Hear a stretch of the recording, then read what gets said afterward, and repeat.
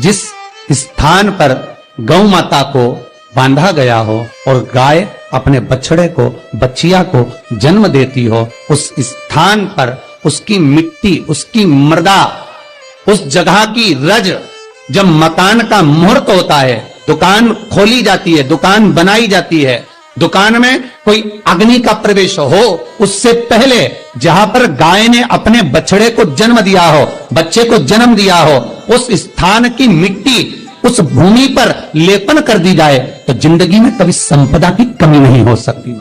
ये दूसरी मृदा स्कंद पुराण वर्णन करती है, धेनु मानस वर्णन करती। दूसरी गीता प्रेस गोरखपुर का गो अंक वर्णन करता है, जहां पर गौ माता बंदी हो, जहां पर गौ माता नित्य स्मरण करती हो और गाय के बच्चों का जन्म होता हो, और वो भी देसी गाय, देसी बच्चों को जन्म दे, विदेशी नहीं, जर्सी नहीं, हो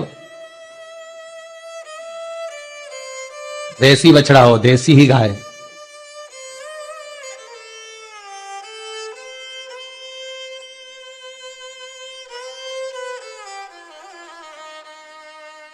महाराज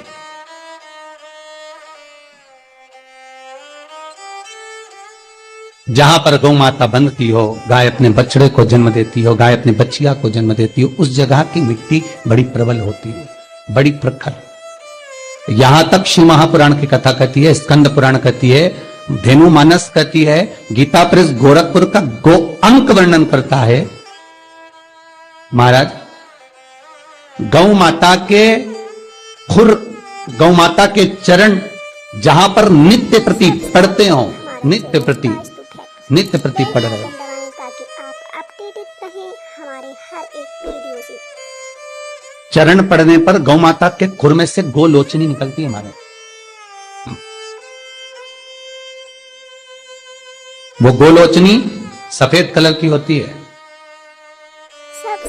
उसको आप ऐसे पटक देंगे तो बिल्कुल ऐसा लगेगा जैसे लकड़ी है, पर वही गोलोचनी को आप दूध में डाल देंगे तो चलना चालू कर देती है। उसको कहते हैं गोलोचनी। गो अंक में वर्णन है इसका, स्कंद पुराण में इसका वर्णन। जिस जगह पर गाय बछड़े को जन्म दे, बच्चिया को जन्म दे, और जन्म देते समय पर गौ माता को जब कष्ट की अनुभूति होती है, जो कष्ट जैसे एक नारी का कष्ट होता है, वैसे ही गौ माता का कष्ट होता है।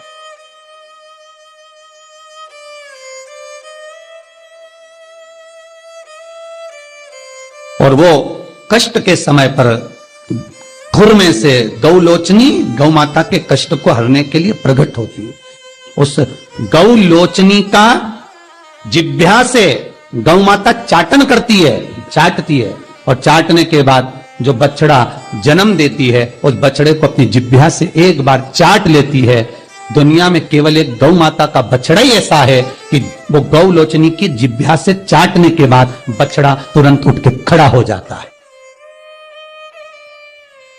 दुनिया में एक शेर भी अपने बच्चे को जन्म दे, एक चीता भी अपने बच्चे को जन्म दे, भैंस भी अपने बच्चे को जन्म दे, एक कुत्ता भी अपने बच्चे को जन्म दे, दुनिया में कोई अपने बच्चे को जन्म देगा तो बच्चे को उठने में, संभलने में समय लगता है। पर दुनिया में केवल एक गौ माता ऐसी है कि गौ माता अपने बच्चे को जब जन्म देती है, जन्म देने के कुछ देर बाद जब वो गौ लोचनी की जिह्वा से चाट लेती है, बच्चा उठकर खड़ा हो जाता है।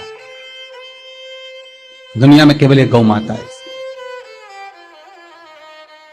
गौ लोचनी ढूंढो, हम ये नहीं कहते कि तुम गौ माता के पांव में ढूंढना प्रारंभ कर दो, आप तो मत ढूंढो। गौ लोचनी जहां गिरी है उस रज का भी बड़ा महत्व है, अर्थात गाय ने जहां बछड़े को जन्म दिया उस भूमि पर गौलोचनी पड़ी है, और वो गौलोचनी हमारे जीवन का सुख का अनुभव करा देती है। वो गौलोचनी हमारे जीवन का आनंद का अनुभव करा देती है। इसलिए शास्त्र कहता है कि नई दुकान बन रही हो, नया मकान बन रहा हो, महाराज नई कोई प्रॉपर्टी आपने खरीदी है और उसमें कोई व्यापार चालू करना चाहते हो, तो पहले गाय जहां पर बछड़ा बच्चिया को जन्म दिया हो, भले पहले दिया हो, पर जमीन तो वही है, रस तो वही है, वहां की मिट्टी का लेपन करने से वो सुख, वो आनंद, वो संपदा बढ़ जाती है। यहां तक शिव महापुराण की कथा कहती है, स्कंद पुराण यहां तक कहती है कि मान लो कोई नया मकान आप बना रहे हो और वास्तु वाले को दिखा कर बनाया है, तो भी उसमें कोई कमी अगर रह गई, क्योंकि आज वास्तु वाला नहीं बोलेगा तो 15 दिन बाद दूसरे वास्तु वाले को दिखाओगे, वो कह देगा इसमें ये गलती है, तीसरे वास्तु वाले को लगा वो कह देगा वो गलती है, और जिस वास्तु वाले से मकान बन रहा है वो तो क्या मैंने बढ़िया सब देख के बताया बनाया, एक एक वास्तु के हिसाब से बनाया, तुमने भले वास्तु के हिसाब से बनाया, तुमने भले वास्तु के हिसाब से बनाया, पर चैनल वास्तु जितने वास्तु वालों को बुलाओगे वो कुछ ना कुछ ऐब उसमें निकाल ही देंगे, ये पक्का वीडियो से निकालेंगे। तुम किसी को पत्रिका दिखाने चले जाओ, किसी को अपना हाथ दिखाने चले जाओ, तुम किसी से नक पूछने चले जाओ, तुम किसी वास्तुशास्त्री के पास चले जाओ, जब तक वो उसमें थोड़ा बहुत ऐब नहीं निकाले तो क्या मतलब कि उनकी राजनीति जो विद्या उसमें निकालना तो पड़ेगा ना। रहे हमारे हर एक वीडियो से। थोड़ा बहुत भय तो उत्पन्न करना पड़ेगा ना। पर शिव महापुराण कहती है कि शंकर के पास आने के बाद कोई भय की बात होना ही नहीं चाहिए, कुछ भी नहीं। सब्सक्राइब करें क्या दुख, क्या तकलीफ, क्या कष्ट, अगर शंकर का अनुमोदन कर रहे हो, शिव का स्मरण कर रहे हो, तो फिर सोचना नहीं है, जो होगा शंकर करेगा वो होगा। अगर किसी व्यक्ति को चर्म रोग हो गया, कुष्ठ रोग हो गया, चमड़ी सफेद पड़ गई, रोग समाप्त नहीं हो रहा, बढ़ते जा रहा है, औषधियां आपने बहुत कर ली, तो 3 जगह की मिट्टी आपको फल प्रदान करेगी। पहला सूर्य कुंड की मिट्टी, स्कंद पुराण सूर्य कुंड कहां पर है, तो कहा दतिया और झांसी के बीच में सूर्य कुंड निवास करता है।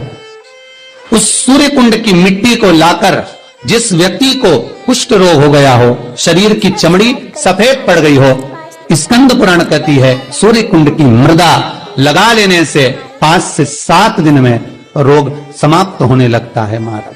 पर सूर्य को सर्वाधिक प्रियता क्या,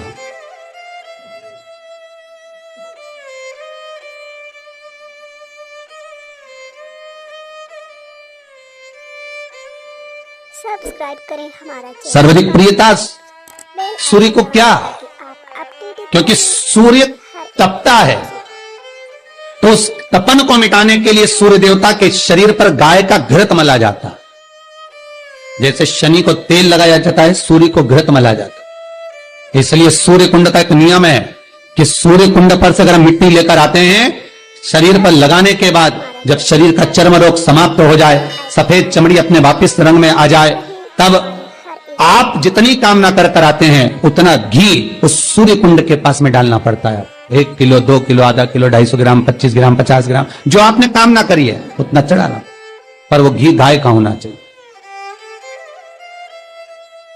और उस घी का प्रयोग कोई नहीं कर सकता। इसलिए आज भी स्कंद पुराण में तो केवल सूर्य कुंड का वर्णन है, घृत का वर्णन है, पर स्थान आज भी झांसी और दतिया के बीच में जो सूर्य कुंड विराजमान है, आज भी वहां पर कुंड के पास में एक घी का कुआं है जिसमें घी डाला जाता है, पर उस घी का प्रयोग कोई दुनिया का व्यक्ति नहीं कर सकता। जो करता है वो शरीर में फफोले पड़ जाते हैं और बाद में सड़कर मर जाते हैं। हमारा channel Vastu fact, bell icon दबाएं ताकि आप अपडेटेड रहें हमारे घृत है, पर गंध नहीं, घृत है। 3 जगह की मृदा जीव को सुख का अनुभव कराती है। पहला सूर्य कुंड। महाराज